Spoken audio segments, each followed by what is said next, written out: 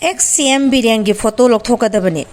Ngasi BJP Manipur Pradesh ki President S. Sardana preside tawduna nitaipa sutekta laiba thambang sangleng da delimitation gi matang da Manipur gi BJP gi legislator amasung party gi office bear sing gi oiba meefam da saruk yakhiba thanga assembly constituency gi MLA Tongbram Robindro na BJP Manipur Pradesh ki office ta theliba ex minister N Biren gi photo louthokkadbni haina phongdokhre.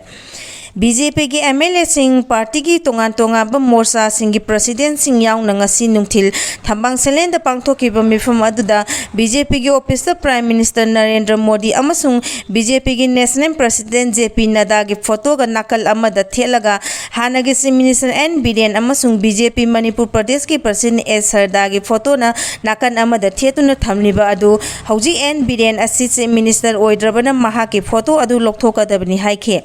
पाउसे सिगा वारी सानबदा MLA Robindro na hai India की prime minister Narendra Modi BJP की national president JP Nadda अमसुंग BJP Manipur Pradesh की president S Sarda की photo सिंग अदुमक थेलगा थमलबसु हाना चीफ मिनिस्टर ओइरंबा N Biren की फोटो दी थेतफम थोकते महा हौजिंग मणिपुर की चीफ मिनिस्टर ओइद्रे चीफ मिनिस्टर ओइद्रबा मियोय अमबु चीफ मिनिस्टर की मओंगदा अदुमक पार्टी की ऑफिस थेतुना थंबदी चुमदे Joykumar Biren da hai nasage soiba kupsinanaba oidaba ngangganu. हानगी डिप्यूटी चीफ मिनिस्टर अमदी हौजिंग national people's party NPP Manipur unit की प्रेसिडेंट ओइरिबा युमनाम जोयकुमार ना हाना चीफ मिनिस्टर ओइनबा N Biren दा नसागे सोइबा कुपसिननबा ओइदबा वाफम सिंगांगनु हाइख्रे ngasi Biren मणिपुर दा थोलिबा इरांग असिगी मतंगदा लैखिद्रबा NPP की लुसिंगबा PS संगमा बु पुसिललिबा असिमा यामना लाइबक थिबनी हाइना जोयकुमार की सोशल मीडिया दा थागलबा पोस्ट अमना फोंदोरले महांगना हाई N Biren ना इरांग असिबु लोसिंदुना महौसागी नेना ताबा फिबम दा पुरक ngamdraga Manipur gi irang asi NPP gi laikhidraba lusingba PS sangma pusilakpa asidi yamna lemdaba thabakni MPP gi lusingba PS sangma na kaidongda kuki len gi wafam thamkhiba laite haiba wafam su thamlagle state asigi ILP pirak khabigi matang da palladuna Joykumar na hai state asida ILP pirak khiba asi Union Home Minister Amit Shah ga state asigi all political party gi delegate amaga unaraba matung da pirak khibani delegation aduga unana ba honaba da NPP na lokhiba thodang singning singu kumjali singani tara mari gi PS sangma gi video asiga hojik tholiba irang asiga kaidong da mari leinade leisun leinaroi haba wafum thamladuna N Biren na thabak tawriba asi mahaki asweba aranba amadi ka hena khangdabagi mato uthoksobani haiki ILP की वफम दा अदुमक मना लौनना पु होनरिबा अदो मतमदु दा deputy chief minister ओइखिबदो NPP ननी BJP न नति हाइना पलदुना delegation की विफम फमनबा होनबदा सोब थौदांग लौखिबदो NPP ननी हाइबा काउथोकनु निंगसिंगु हाइबा वफम थंखे N Biren न मतम पुंबदा थोलिबा इरांग असिगी हौरफम लाना लामजिंगदुना लै हाइना अकनबा मरान सिरदुना ट्राइबल महिरो सिंगना हाई कोर्ट ऑफ मणिपुर की मैतै मितैना ST लिस्ट चनबगी मतंगदा ताखिबो ऑर्डर की मायोक्ता रैली सटखि रैली अदु लॉ एंड ऑर्डर की इशूनी अदुबु बिरेन फुरु मसेल की ओइना पाउथोंना बहोनै करिगिदम सुरसामपुरदगी मसिंग यामलबा कमांडो सिंग लौथोगिबनो अमदि रैली अदु चटपगी अयाब पिरिबनो हाइना जोयकुमार बिरेन दा हंखि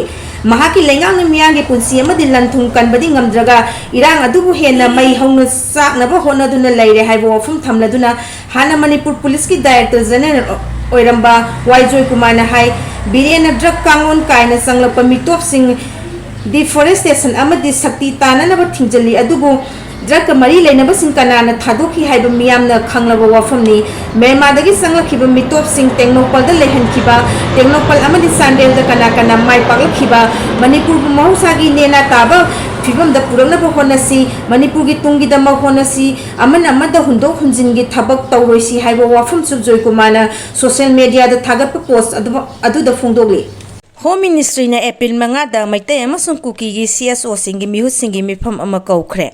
मे अहुम लिसिंग अनि कुलहुमदोइदगी मणिपुर दा थोकलिबा कांगलुप अनिगी तमथिरबा लान असिगी वारेशन पुरक्तुना स्टेट असिदा इंगतप महौसागी फिबम हंजिलंगनबगी पांदमदा ममांग सहिदा लान सोनरिबा फुरिब अनिगी मिहुसिंगी मिफम अमा होम मिनिस्टर अमित शाह गी पौतांग मतुंगिना सिंदुना न्यू दिल्ली दा लैबा मिनिस्ट्री असिगी ऑफिस दा पांगथोखिबदा फुरिब अनिमकी मिहुसिंगना पुन्ना फमिनौ यादबदगी माहि यानखिद्रबा मतुंगदा फुरिब अनिमकी मियांगी महुसिनबा CSO सिंगी मिहुसिंगना सरुग यागदबा मिफम अमा थासिगी मंगा दा पांगथोंगनबा home minister na thaurang tawkhre hairi wafam asinga sinumidang pung 8:39 तारकपदा Deccan Herald Pause na upload tawrakhibada report amada phongdorakpane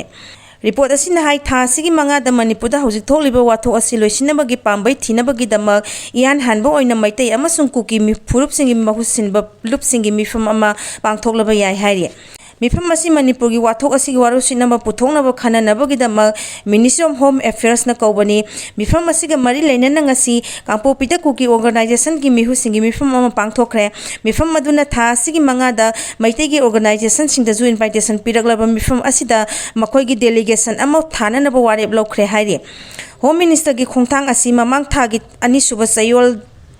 Home Minister gi khongthang asi mamang thagi ani suba sayolda Ministry asigi North East ki advisor AK Misra laktuna furup ani maki mihusinga tongan na unaran matungda lokhalakpani hairi adum oinama Kukizo organization gi apex body Oidaba Kukizo council na di free movement tawhandabaga loina na separate administration gi demand khananaba sahi amagi ceasefire tawnabagi wafum puthoknaba lemna khre hairi Police na Facebook ki admin nama fare ngasi numidang police control room dagi thorokpa cherol amada kumbi PS ki manung chanba wangu tera khong awang lekai dagi housing Zen News manaki pung lambi lane number 3 da leiraba Seram Suras Meitai sahi kunmanga kauba Facebook page amagi admin nama fare hairi mahakna kanglu masel nungsi handana ba warol sing yawba aranba pause sing sandoktuna ing tapa thugaina ba honarami haibagi maralda mahapu police na fabani hairi panbaya abdi police department gi maikai degi verify tawdaba aranba wafam tonga sing sandokpidana ba appeal tawba laikhrabani